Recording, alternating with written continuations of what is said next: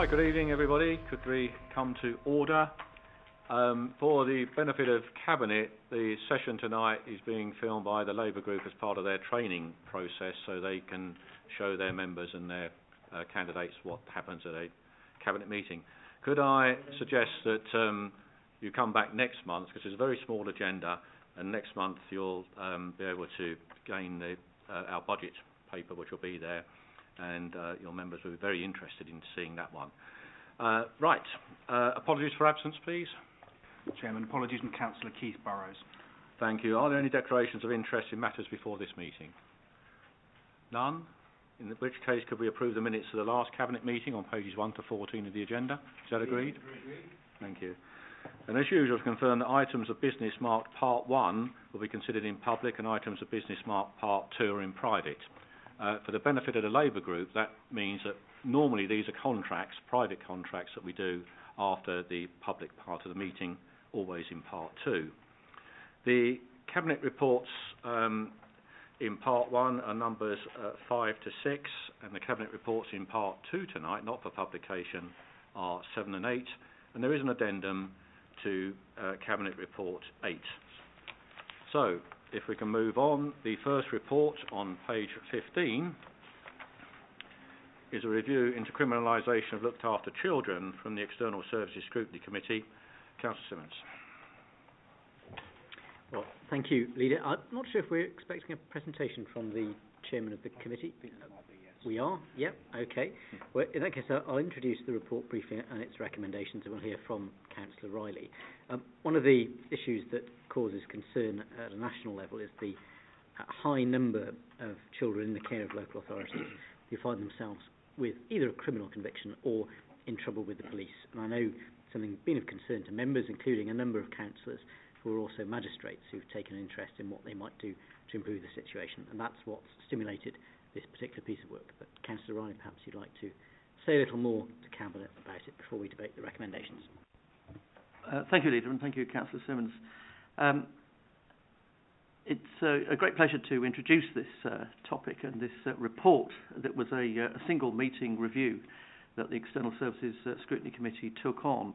It came about as a result of some work that was being done by the Court Parenting Board, and we heard from a number of experts about this area. Statistically, looked after children are 6 times more likely to be arrested or cautioned than children who are not looked after. And we were very concerned about this and about what was being said in some quarters about our own looked after children, which was promoting some of the stereotypes and wrong stereotypes about looked after children generally. But this, Leader, is the start of bigger work, because as we went through this review, we discovered that there were a lot of areas, especially with regard to our police partners and others, which needs to be looked into in more detail, and where recommendations and considerations are needed in terms of practice and procedure. Because very often we found that the police were being called to incidents relating to looked after children where in the non-looked after world they just wouldn't be. And we wanted to find ways of challenging that and dealing with that. So this is, as I say, the start of a much bigger piece of work, but we thought we'd start with this and work our way through. We're very grateful to other colleagues, councillor colleagues, because with this review, as with a couple of others that we've done in the past, we included other committees, the chairman and Labour leads of the Children, Young Persons and Learning Committee, and other committees which touch on looked after children. So we had a holistic approach. And the other thing, of course, is that means that officers are not duplicating work with other committees, so we're able to bring it all together under one roof. We're very, very grateful to all our officers and witnesses who supported this particular piece of work, and we recommend the report to Cabinet. Thank you, Councillor Riley. Are there any comments on this? Councillor Simmons. Well, thank you very much, Councillor Riley, to you and your colleagues. We've got the recommendations 1 to 3. I think what's particularly helpful to Cabinet about this report is that it goes somewhat beyond the national statistics and gives the Hillingdon dimension, which clearly is instructive in saying, well, what do we do next? I think the point about the impact of our high numbers of unaccompanied asylum-seeking children, the airport factor, is interesting. When we look at those children who go missing, I know that's been a long-standing problem for the council, managing the risks to those children, as well as, in some cases, the risks they may prevent to other people. It's also very noteworthy that we see, as is quoted paragraph 8, of the 51 police attendances, 37 of those police attendances were in relation to one child. So it's very, very clear that the impact of one individual can be quite substantial. And it also helpfully draws attention in paragraph 3 to the point that following some changes in regulations, children who are given criminal conviction, a custody disposal by the courts, now automatically become looked after children, where that wasn't the case previously. So that will have an impact on the way that those numbers pan out. I think this is the start of a helpful conversation, and in due course we'll be coming back to what the next steps might be. Thank you, Councillor Simmons, and thank you, Councillor Riley, and could you take our thanks back to the members involved in this, please.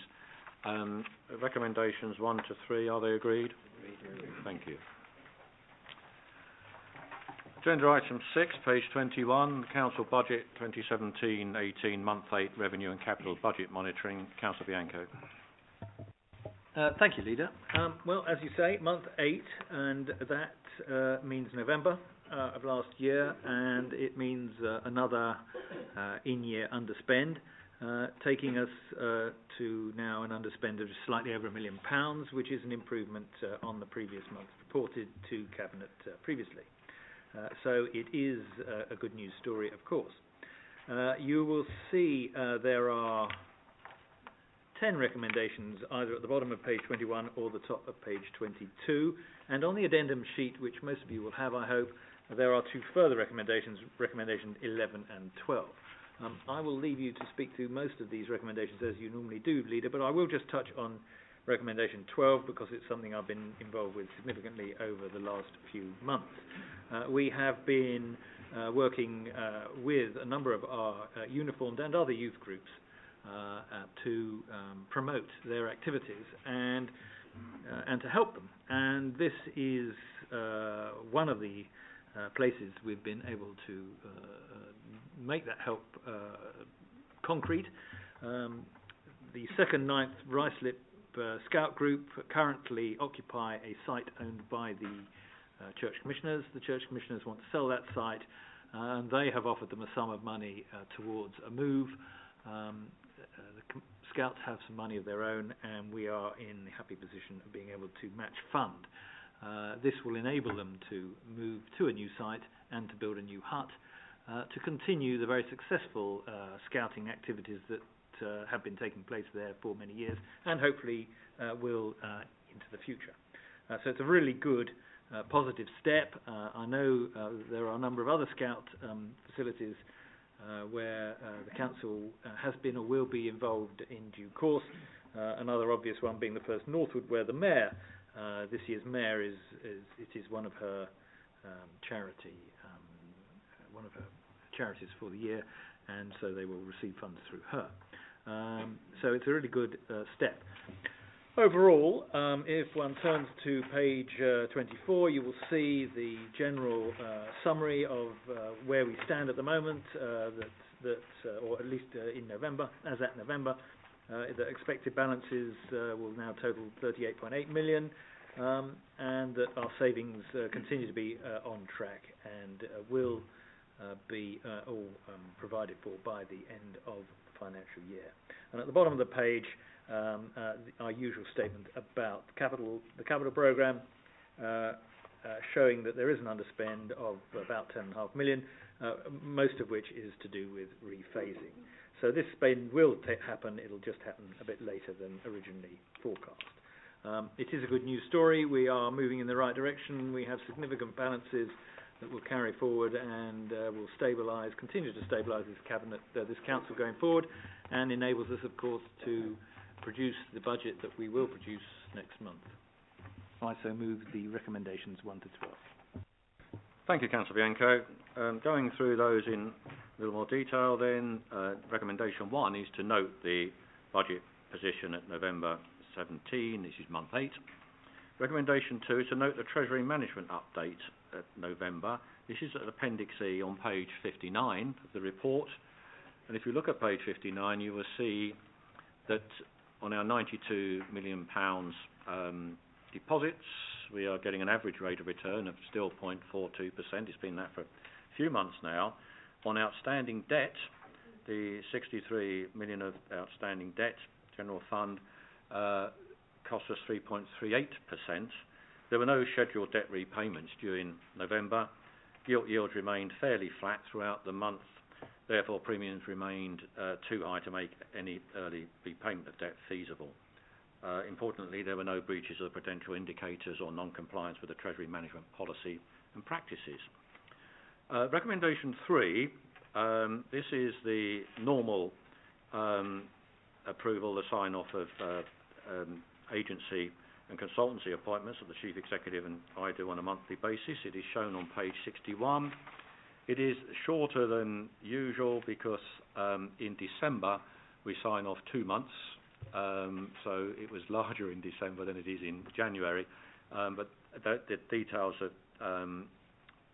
finance and resident services are shown here. Social care, we signed off 2 months in December. Recommendation 4 accepts the award of £221,100 from the Heritage Lottery Fund for the Cranford Park projects and instructs officers to proceed with the development phase. We've been successful with Parks for People round 1 bid for a Heritage Lottery grant for the restoration of the historic buildings and landscape and educational visitor and volunteer facilities at Cranford Park. So this is just us formally acknowledging that and accepting the funds, which I'm sure we will do. Recommendation 5 approves the acceptance of new burdens funding from the DCLG in respect of the Homeless Reduction Act. Hillingdon's 3-year allocation totals £783,103 to be paid over 3 financial years, 17-18 to 19-20. Recommendation 6 is the approval of gift funding in relation to a planning performance agreement, and this is for Northwood College Girls' Day School, Maxwell Road, Northwood, and the sum is £15,000. Recommendation 7 agrees that the Council donates £14,000 for the Mayor of Hillingdon's Charitable Trust to support local good causes. This is funded from the proceeds of curbside textile waste collection and match funded with funding from the HIP Initiatives budget. When we started collecting textiles, we made it quite clear that whatever money we made on textile recycling would go to charities. We weren't trying to take, if you were recycling clothes that you might have given to a charity, either for them to recycle or sell, we would ensure that the money went to charity. So this is picking up on that pledge. To approve, recommendation 8, to approve the introduction of fees and charges relating to admission and guided tours of the new Battle of Britain Bunker Visitors Centre as set out in Appendix G. These will apply from March 2018. They are shown on page 62, and it's worth looking at those because residents of Hillingdon will enter free. There will be no charge for residents of Hillingdon of any age.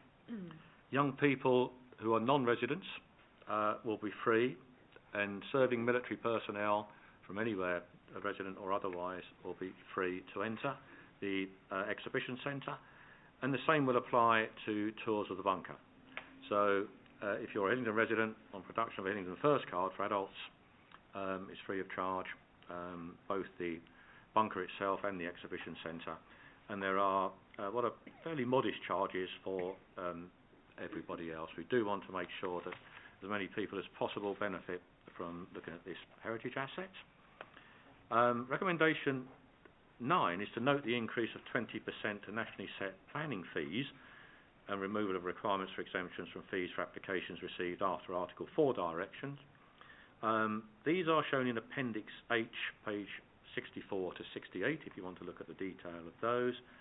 Recommendation 10 is to ratify urgent decisions taken by myself.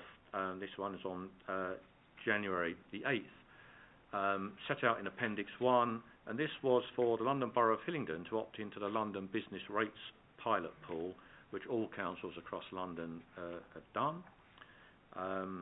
And turning to the addendum sheet, Recommendation 11, this is another special urgency decision that I was required to take, and this was, it seemed a small thing, but it's a 99-year lease to Scottish and Southern Electricity Networks for a substation at Grassy Meadows, Hayes. This is to provide electricity to the new development down there, which is 88 extra care flats and a dementia resource centre to be built in Hayes, which will be an asset for that part of our borough, and obviously they need electricity, so they need this substation. Recommendation 12, I think you've well covered, Councillor Bianco.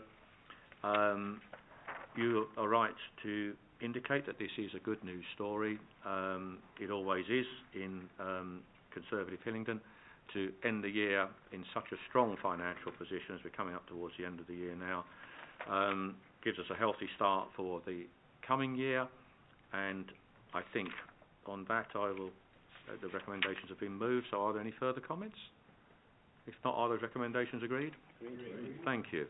We now move to part 2, and I'm afraid the Labour people will have to... Oh, they are. Thank you.